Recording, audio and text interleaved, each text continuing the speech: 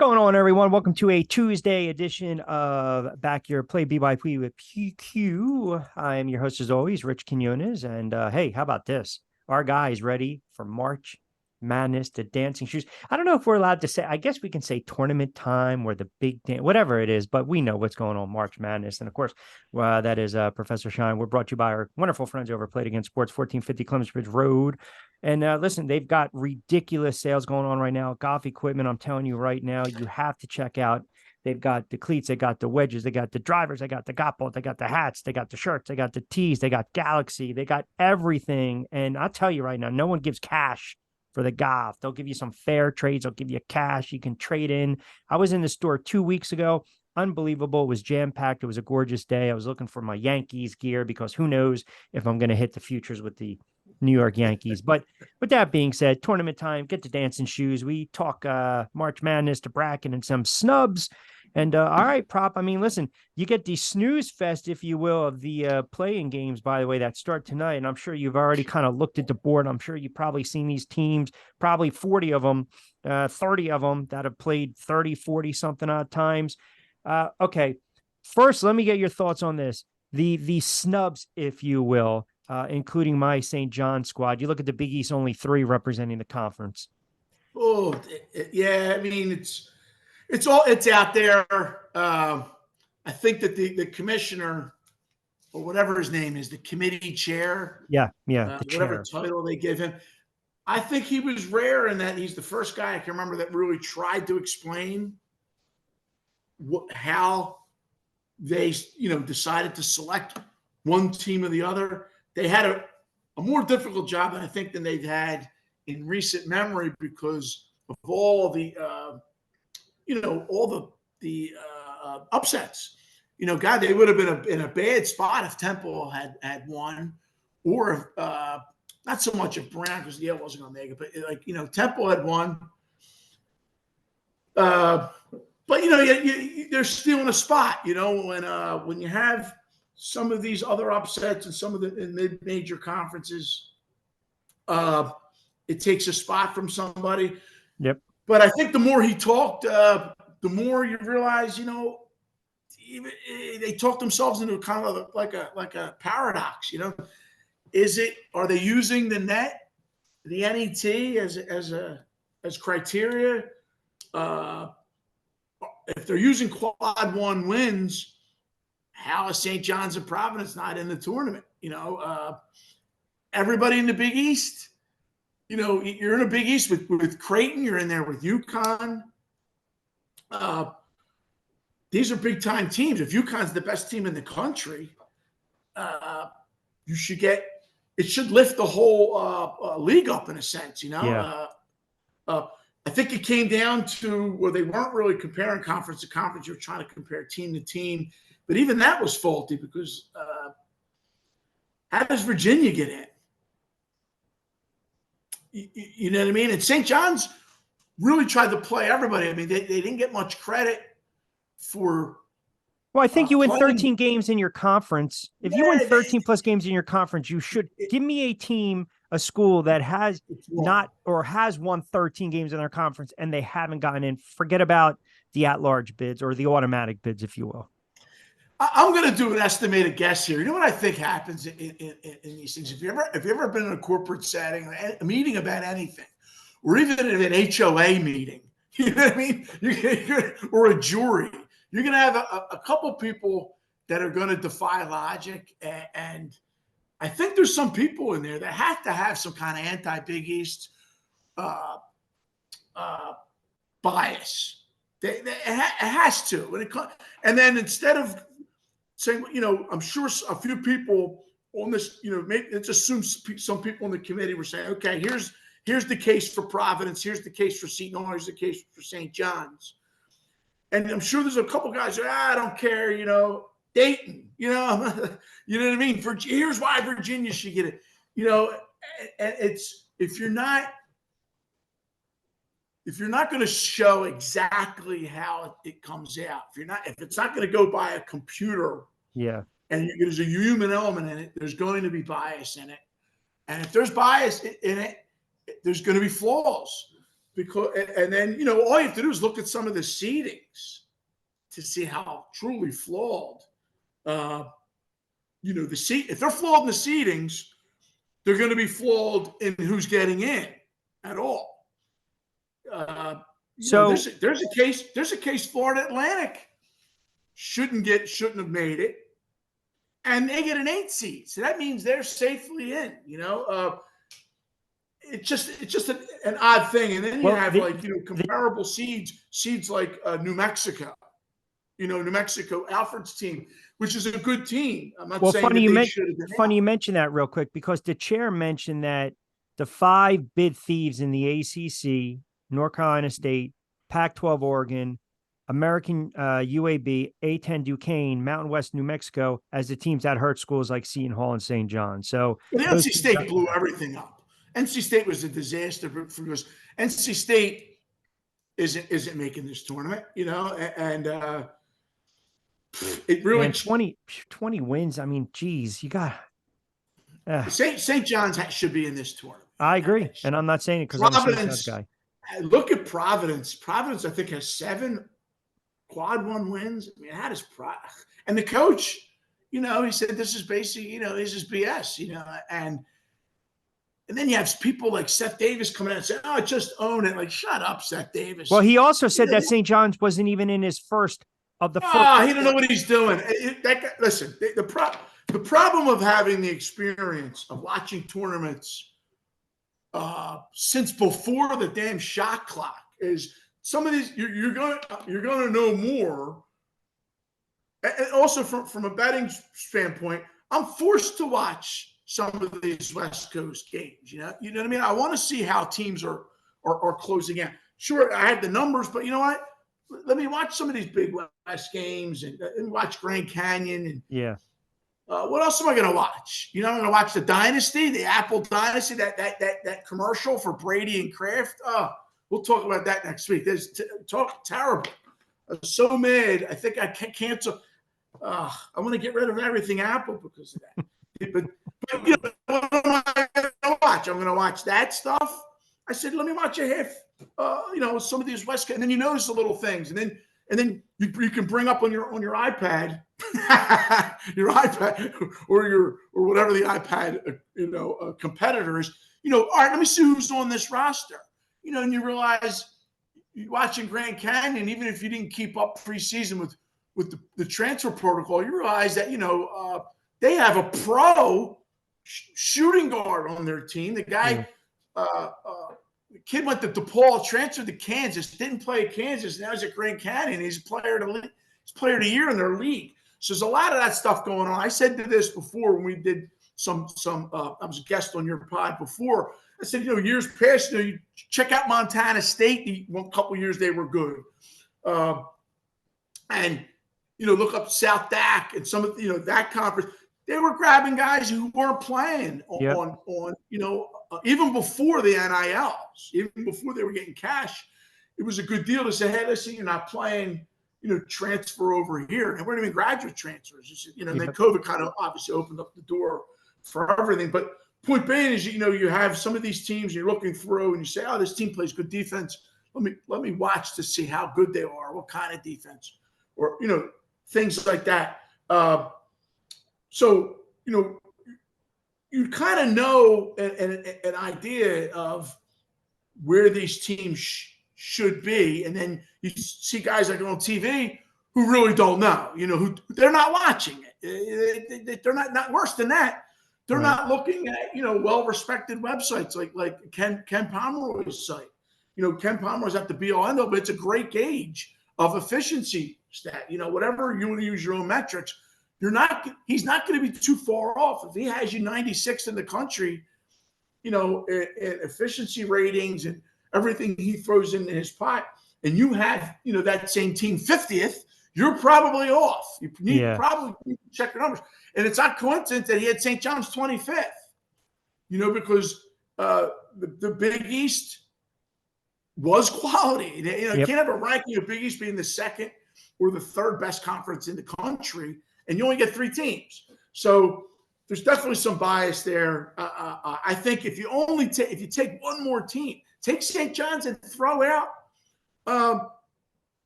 Virginia. I think if take St. John's out Virginia, I think you can pick again. I'll let you pick a team that you don't think's be in. How does Indiana State not get in? Yeah. Poor Indiana Sycamores. State is Yeah. they're Ken Palm mid 40s or probably 44th, 45th off the top of my head. They got 27 wins. It reminds me of years past when King Rice and Monmouth didn't make the squad, didn't make the tournament, and it was so frustrating because it was a team obviously here in Jersey, and I watched a lot. I had the local chat. I watched a ton of them. I said, this team's good. And they did everything the committee asked them to do. Go on the road, schedule tough games. Yeah. Schedule quad one games. Win a couple. I think they lost that year. They lost in like overtime, like Syracuse or something. Like, how are you not going to credit some of these teams for attempting it? When you're in the Missouri Valley Conference, who's still considered mid-major, but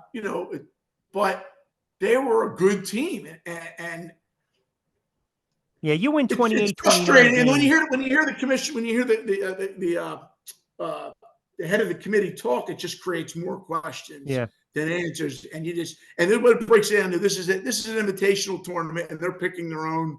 They shouldn't even bullshit. They should just say, you know what? We have our own, call it some crazy acronym, and just say, this is who we're inviting, and that's who it is. Listen, they're going to expand this tournament. I touched on it. Yeah, you did. You mentioned it. And I put it on Twitter. A couple people asked me, a couple people I respect, the audacity of Hoops asked me, and then he didn't make any more comments, which means he didn't like it. But my whole point is, people smarter than me can take it and run with it. But I think I've come up with a base for how you can expand it and not hurt the tournament.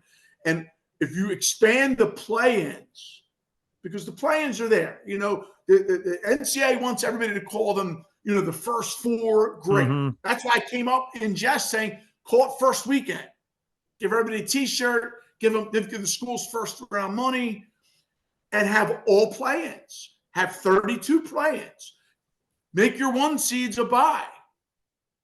It'll be some controversy. North Carolina is not a one seed this year, but it's good because there's some value for people that follow me or might listen to this show, because North Carolina, to me, I'm putting my money on North Carolina to be the first one seed out.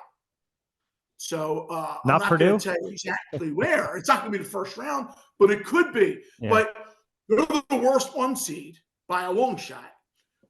Conversely, Auburn is a great 4 seed. They have no business being a 4 seed. Then they stuck them in UConn's conference, so it's a little touch and go. But Kansas, for example, is the worst 4 seed. I think Kansas is good. Kansas could lose the first game. I know they've had injuries, blah blah blah, whatever. Sanford's not a bad team. Yep. Well, you look at the market line. It's not like they're out there laying 12 or 13. Tough bracket too. That's tough. Gonzaga. Yep. South Carolina. 7 and 8 point favorites lose all the time. Look at the conference tournaments this past week. But my idea for the expansion, Jay Williams has already said they're going to go to 80 teams. It's a given. They're going. They're moving that way. If you do my way, it saves the tournament. It literally does. I've been watching this a long, long time. I've watched. Not live in person, but I watched live Freddie Brown throw the ball to Worthy. It's a long time, and I remember all the talk. Downtown Freddie Brown, yep. Rich, I remember Georgetown having the lead against Nova and going to the 4 corners. 4 corners. Ask somebody about 4 corners then. I'm like, what? 4 corners? So, and I remember Bobby Knight lamenting the 3-point line. And then having Alfred out there winging it up, he's like, I hate the 3-point line. I wish it would go away, but we're going to use it, Yeah. So, so there's a long, and I was obsessed with the tour. I mean, I used to miss school for it. It was just. First 2 days are the best days. Yeah. So it's not like, a quick segue like that. I missed school in the 85 tournament because Lehigh had a good team. They had a bunch of area players. They actually had a player of the year in District 1 from Norristown. The guy's name is Darren Queen, and he started as a freshman Lehigh. They were 16 seed. Georgetown opened with them. I said, I want to watch Lehigh play. That In '85, the game started at 10. Yeah. If you were in East Street, they had 10 o'clock games at 116. So I got my cereal. I'm ready to watch the game. How about it's not on TV? It wasn't on. I got to remind people. I sent a zillion tweets out. I was like, they didn't show it that early game. Yeah. I don't know horrible. who the producer was, but they weren't a basketball fan. It's like they were like, who's watching that? Well, I'm watching it. You might be watching it. Jay Billis as a junior was probably looking, hey, who's playing? So they and then they would put the coverage up at 12, and then they'd have the next game. Yep. Because somebody must have thought, 116 is going to be lousy. But so that's when you go back that far, and then as the tournament has gone on and grown, and obviously it's a cash cow. Now I have tweets, people coming back saying, "Why would you want to ruin the tournament? It's one of the best things left in sports." The fact is, it's about money, so it's gonna grow. So it's not a matter of if, but when. And it's okay. What can you do to hold what's good of the tournament? Correct. And if you just if you do play-ins for these seeds, I'd say you open up 13, 14, 15, 16. Right? Even 14, 15, 16. But however you want to do it, because we already play into the 11. Yep. We have two play-in, we have play-ins for the 16. Expand that. And now, instead of conference tournaments, or you can use the conference tournaments too, if they want to make extra money. I don't like the conference tournaments because you have situations where Princeton loses to, Brown. If Brown had won the game, you want to see a 15-19 team. If Temple had beaten UAB, you want to see 10. You can't play all year and stink and have a good run for 6 days. It just drives me crazy. But if the conferences want to do that, something people can work out. But my idea for it is, maybe give the automatic bid to the regular season champ and then do an invite for the tournament. Yeah, so we're not having this issue with Indiana State. Yep. Or even some of these good teams that didn't make it, like San Francisco isn't a bad town. They don't deserve to be in the tournament, but maybe they deserve to be in this play-in. So it gives you the basis to grow into it. It doesn't touch the tournament. All you're doing is playing into those seeds. The first, and then then the committee can pick as they want, and they don't have to mess around with 14, 15, 16. It's definitely doable. I hope that they do something like that, because the play-ins would be great. You'd have a whole early weekend where I had somebody tweet back saying, "Who's going to watch that? You want to bet me who's going to watch that?" Yeah. It opens up a lot of doors for the bettors. If you remember years back, remember the Bracket Buster, which coaches hated, but fans loved it. It was a Saturday. It was all day. Yep. And you had your Dayton's playing Yale, and you had Vermont playing Appalachian State. You had the logistics of it. I'm sure coaches hated. And I think it went away because coaches realized if they lost that game, it really hurt them. Okay. But if you kind of have that scenario and you're getting paid to show up, maybe it's not that big a deal. I just know a lot of people, bettors loved it. It was before betting was legal, obviously. Bettors loved it because it was games from noon to midnight. And I know, speaking for me, I watched, now it's commonplace to have 3 TVs up. I remember I had the TV up. I'm listening to the radio on the one. Picture. Yeah, broadcast.com. I'm listening. I got the scores going. I thought it was great for basketball because you also got to see players you normally didn't see. If Ohio U had a good player, you're like, wow. Outside of that, you need a team like Miami O, to make a run to the Final Eight to even know who Riley Zerbiak is. Sure. Yeah. Harold Arsenault.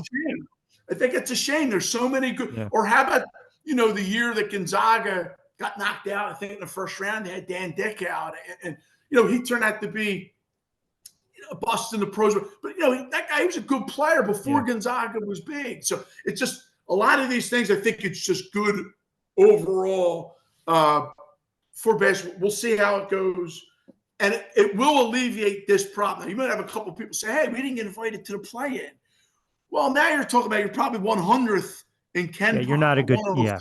Yeah, yeah. You know, Now, nobody's really going to cry for you. Some of the tweets now is like, well, St. John should have won a couple more games, and I get that yeah. too. No, listen, I agree. They had some bad losses. They had some bad losses. But just I'm not big for people that say the eye test and things like that. But if you watch the St. John's UConn game, I mean, they were right with them. I mean, it's a listen. I always bring up boxing analogies because you're a boxing guy. I'm a boxing guy. I throw out the styles make fights. But if you get a guy in there, and I used to say boxing was one of the only sports where you could lose and make a big payday. You could Correct. lose good. Remember Tommy Hearns got knocked cold, and he's a hero Right. because he came out. It was like it's still, but by analogy, is like if you get a guy that's just you don't think he's that good, and you put him in with a super guy, And he and he hangs in there. does well, you're like, this guy's good. And And he's going to St. get more, John's yeah, more opportunities. Yep. you can't tell me you're going to throw some of these, you know, uh, Nevada's going to go and play UConn like that. They're going to lose by 30. It's just that's kind of my issue with it. And then if you look at the seedings now, if you want to talk the seedings, New Mexico is 11 they're seeded 11th, which is hysterical. They should be a 7 seed or an 8 seed. If they're going to seed them at 11, you're kind of exposing yourself, as the committee's exposing them, that whatever metrics they're using are severely flawed. Yeah. Because that 11 seed, you should be reserved. You should be right around 50 or 60th. Best team in the country, not top 30. New Mexico's a top 30, top 35 team. But you can take advantage as a better. Unfortunately for me, Clemson's pretty good too. Like they're also misseeded, and people are already looking at. Of course, there's look at you have an 11 seed and a 6 seed, and the game's basically a pick. Yeah. Actually, the 11 seed's favored slightly. New Mexico's laying 1 or 2. By game time, it might be 3. So you have 11 seed favored. That shows you that the team's now are you not priced, not set seated correctly. Are you more inclined to, as you mentioned, like first team out, like when we talk about the top seeds, and then a team like Purdue, right? We can't really trust them year in and year out. Are you more inclined to bet one of those teams, as you mentioned, won't make the Final Four, won't make the Elite Eight, is the first top seed to go, or flip it?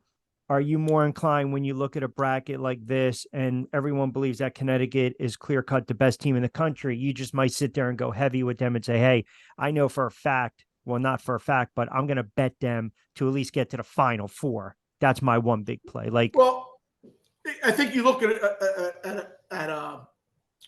I look at it a few things. I look to see, where the committee screwed up, where I could take advantage. So, now, unfortunately, the betting market knows, it's going to be, the opening line is, but then you look as more money gets into it, that's a better indication of what could happen and could not. You can tell right away that there's a lot still on UConn, as UConn looks to be that good, but they stacked the East against UConn. There's a lot of good teams in the East. I guess they were trying to offset the fact that they're playing really close to home. I have to look back because I think that's a little bit overblown. I think that's not as much of an advantage as it is a disadvantage if you send an East Coast team west, especially if it's a good East Coast team. Everybody knows about the problems Duke had every time they went west. You couldn't ref bait. You couldn't threaten some of the refs where the refs got a big call. All of a sudden, they're not doing any more camera and indoor games anymore. All of a sudden, that guy, he's doing Bethune-Cookman games. That guy, So it was. So you knew that was a little bit tougher with everything. What happened? Shit. No, I Did got I you. pick something? I'm sorry. I'm good. Put my calendar up. Sorry. But so is it that much of an advantage for UConn? Evidently, people think so because even though it's stacked, there's still the odds on favor. But I got to tell you, if Purdue plays UConn, can they play in the Final Four? Every year I get the things messed up, which is kind of important. I tend to focus on the first two rounds. It's sexy to say, well, who's your Final Four? Of course, I pick it, but a lot of my futures are really just to get to the regionals, and then I can reevaluate, especially if I have a blown out dog like I have BYU. It's some pretty big futures. I don't think BYU is going to win the whole thing, but can BYU get to a regional final? Yes, they can. So if you're getting 65-1, 55-1, 50-1, you don't mind if your goal is to win 4 games, and That's then you it. can reevaluate what the heck's going on. Yeah. I think there was, of course, you got to get out of the first round game, Yeah. but Yeah. remember, there's a lot of scenarios. I think Florida Atlantic last year won an early game by 1. You go back to every team makes the Final Four, has an initial scare sometimes. UConn did not last year. I think they won every game by 20. But how about that quad, though? UConn, FAU, San Diego State, UAB. I mean, think about that. You're talking about all these teams that made the Final Four, right? I mean, yeah. And, remember, they're going to get – I think that's why Florida Atlantic got a favorable seeding. I mean, they should have barely been in the tournament. I like that they're in the tournament. I think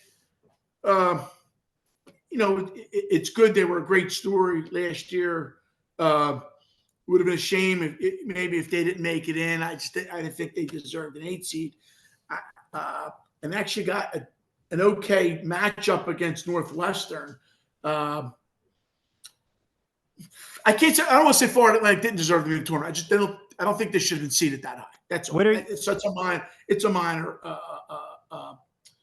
thing. But I do think I would give you some of the futures. Like I have a few of these futures before they put the seedings out, obviously. So I didn't like to see that I have a future with Illinois, and no, I have a future with Illinois, Auburn. I have a small future with Tennessee, bigger future with Auburn, and they're in the East. Yep.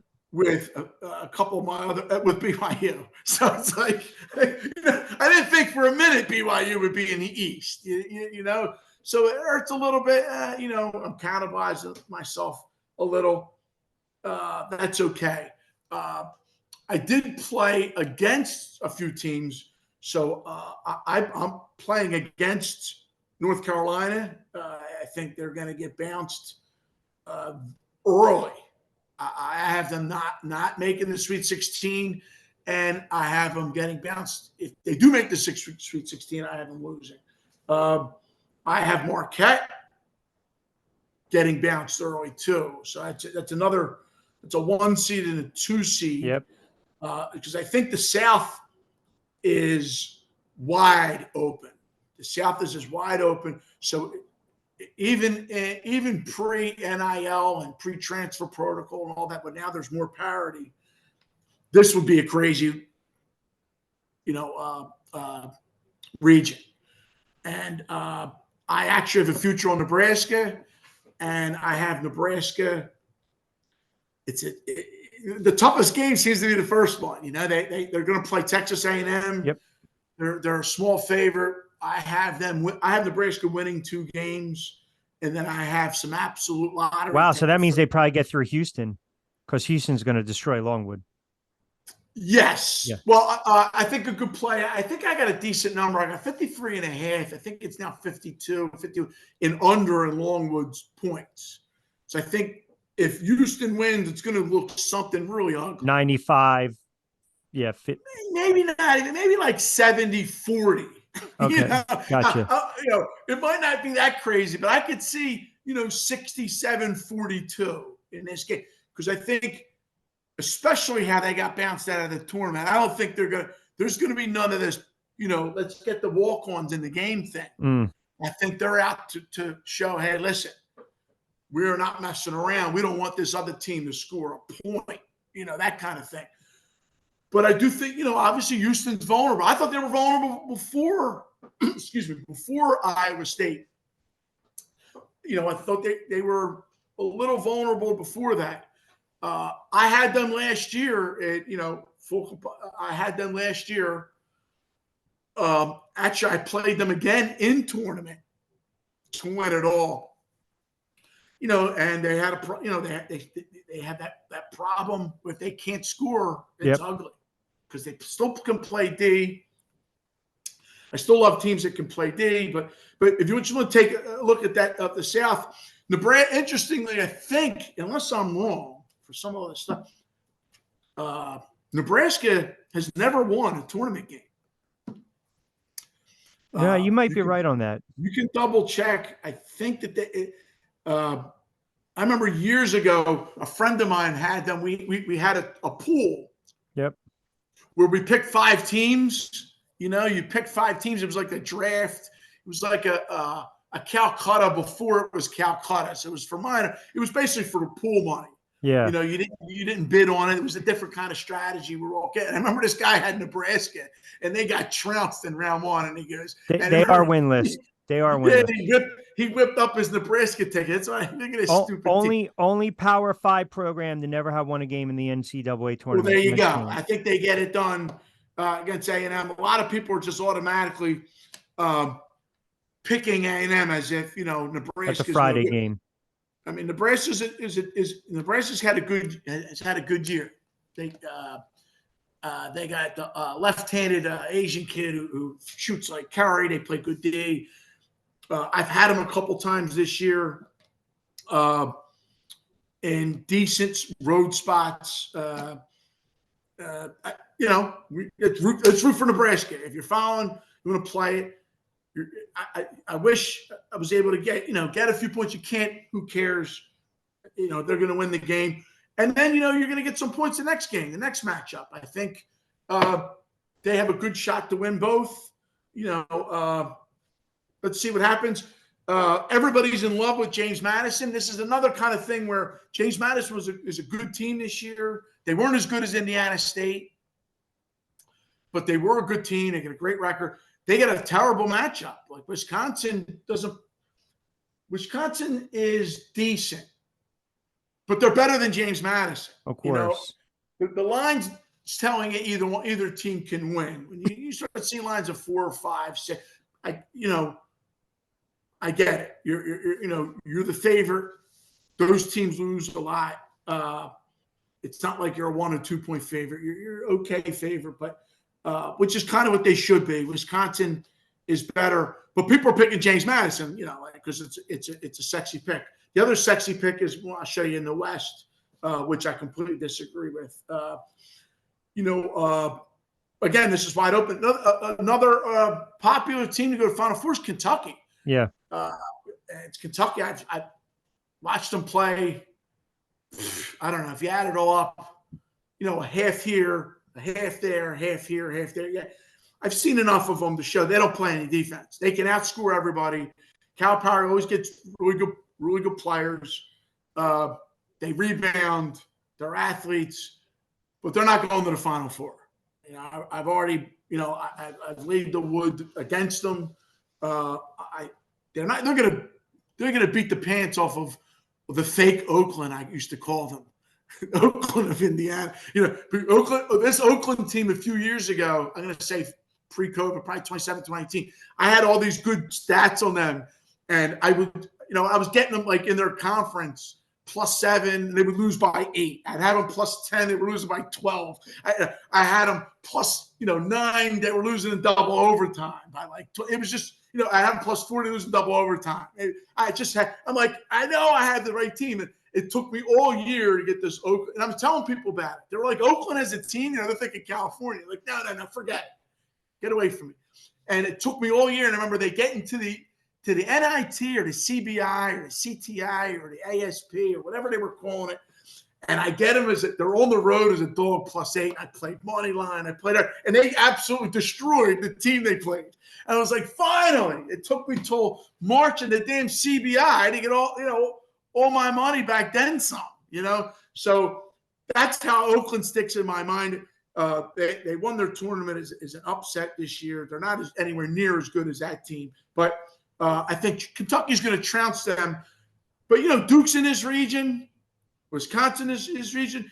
I think if people are Duke fans, you want to take a flyer on Duke to get out of this region, this is the year to do it.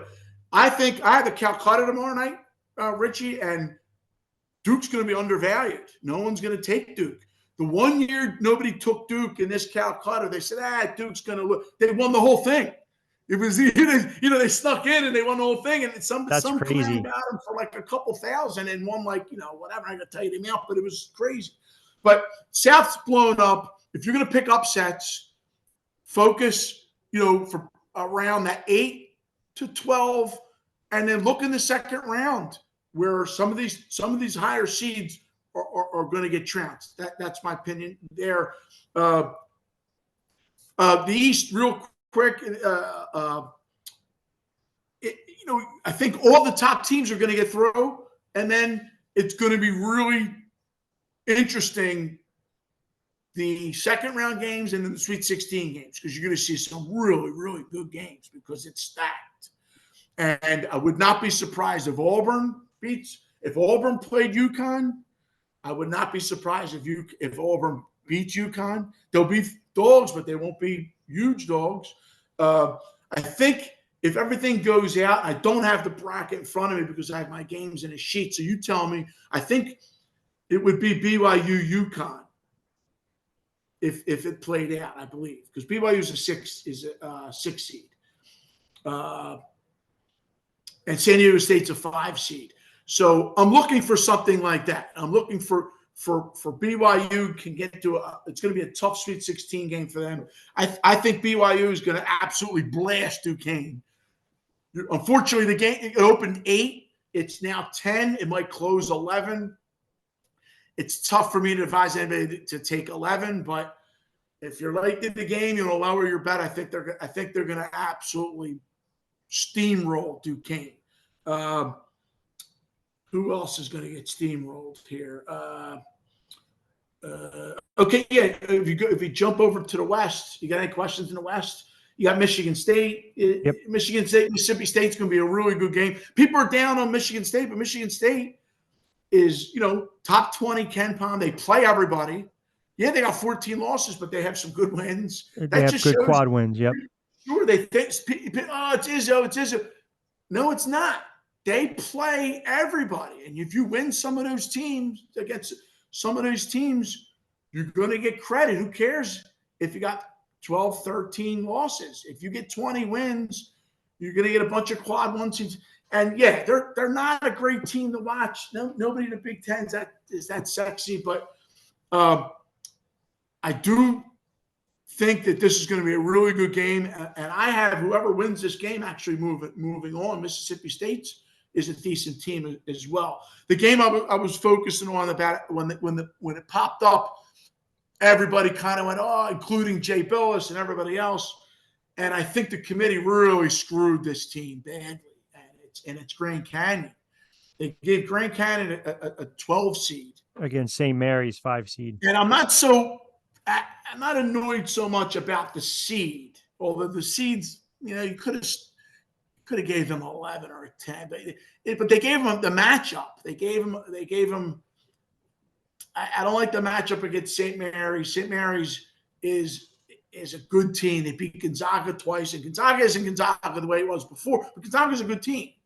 St. Mary's is good. And it's a shame that Grand Canyon couldn't got matched up with Clemson, or even you could have made a case for them to match up against Dayton, which would have been awesome because you get a school like Grand Canyon. Of course, you got what's his name is the coach, the kid from Valparaiso, Drew. I said that they have a pro on the team, the transfer kid. They're good, but so St. Mary's. So it was a sexy upset. St. Mary's is only about 5 or 6 favored. But I like St. Mary's to move on. Oh, my other future is this. I completely forgot about my other future. I have a future on Alabama. I have a future on Alabama, and I got a little lucky. They're in the West. It's not an insanely tough bracket. They got a really good seed. They got a 4 seed, and they have a really favorable matchup with College of Charlie. I think they should smoke College of Charlie. And I think Alabama has a really good shot to make the Sweet 16. Of course, I'm biased because I got some crazy 40 to 1 or 50 to 1, some insane thing like that. But even if I didn't, I would like this matchup, not only just to move on. I think the line's under 10. Alabama shoots a ton of threes. If they go cold, it's a problem, but maybe they won't go cold. I'm an optimist. And they don't have to be hot to beat College of Charleston. I know I only got a couple more minutes. Real quick, do you have your Final Four in place? Well, give me yours. Well, let me just do 2 more games. The other really popular, sexy dog was McNeese State and Gonzaga, and the line opened 5. It's about 6.5.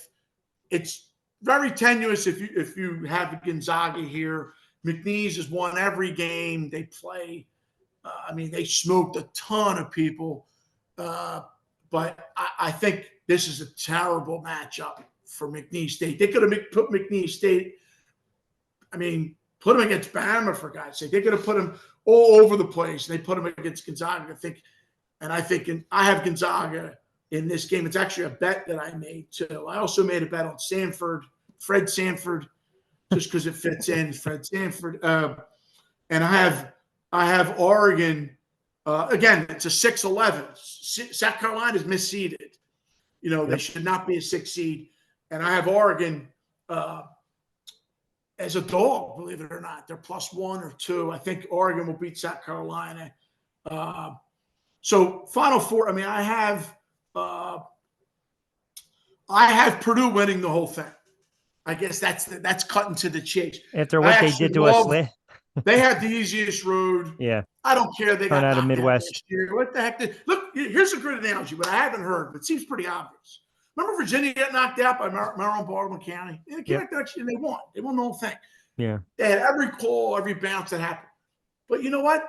That Maryland, Baltimore County game, the guys were making shots falling down. The clock was driving down. Guys are hitting bankers from 3. It was a horrible loss. Matt Painters had nothing but terrible, bad luck. You can't look. The people that don't follow this, look what he's done in the tournament. The variance is so high in this. Painter's a good coach. Fair enough. This team's good. They got one of the best 3-point shooters in the country on the team. And they got the guy that's 8'9". They have a good team. They play good D. And they have the easiest path. They have a winnable path. And, that line to win it all, almost everywhere, it's 7-1. It was 9-1 when they announced the seedings. I got a +850. I got a +8. But I have other trickier ways, if anybody to play it. You could do a rolling parlay if anybody's going to let you parlay, the first round or whatever. But there's a few ways you could do this to get back better than 7-1, which is offered right now. But I have Purdue beating UConn. I hate to say it because really the strategy for your brackets is to do a few of them. And I do have at least 2. I have one where I have UConn losing. But top seeds do win this. Yeah. You have a lot of the upsets get to the Final Four, a lot of the 4 seed. I think 8 seed and down, top 30, top 25, Ken Palm and down, they have a chance to make. They don't win that final game. So that's why I think Purdue or UConn will win. But I rolled up everything into Purdue. Okay. My other bracket, I do have Auburn in the Final Four. In the other bracket, I have Duke. As much as it makes my stomach sick to say it, coming out of South, I have Duke coming out of here because out of the South, because I think nobody's really looking at them. Like they're a good team. They can beat anybody. They can beat everybody. It's a cliche to say it, but they play good enough D. and they have good enough talent. And even though North Carolina really took it to them, I think I think that that's something between them. You know, the Tobacco Road thing. I think Duke Duke can come out of the South, and the Midwest. Who do you have? So I've got UConn coming out of the East. I actually do have Duke coming out of the South. I can't go with No. Sorry. I'm sorry. I know. I can't do Purdue. I'm tired of Purdue. It's like when I used to when I used to bet on Kirk Cousins in prime time and whatnot. No. So no more Purdue from me. I think it's a little more of a surprise. I'm going with Texas coming out of Midwest. And then as far as UNC, I agree. I think they get bounced early. I'm gonna go St. Mary's. uh, it's not bad. I mean, St. Mary's. I remember one year they got I screwed. can't go with the status quo. Like I could have easily turned around and went Arizona. I could have made a case for Michigan State, but I agree with you. I think UNC gets bounced early. I think UConn's the best team in the country.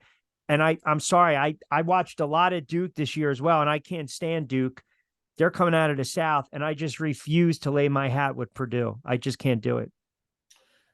Uh, I have I'm Creighton sorry. going for again. Remember Creighton got I screwed to I make the know. Final Four this year. So I think Creighton is still a good team. I think the Big East will be, how do you get extra motivated? I think they'll be extra focused because of how the league is viewed as only having 3 entries. Uh, uh, uh, I do think that Bama has a legit shot to at least get to the regional final. Because I think a lot of these other seeds. St. Mary's a good team, Yeah, but a lot of these other in between guys, and then the Midwest. Look at that bracket. I know. I mean, It's it's not crazy. Kansas is a 4 seed. They could get. They It can might be lose the chaos. first It can game. be chaos. Yep. Gonzaga's not Gonzaga to anywhere. I do think they'll win the first game, but they might not lose. They might not win the second. Even the 8-9 seed game isn't a great matchup. At TCU, a lot of people are picking Utah State. Think TCU is going to smoke. TCU's I mean, they're decent. Yeah. I want to say that they're a top 40 team. TCU. They're not, but and as I say that, TCU is probably going to win 2 or 3 games.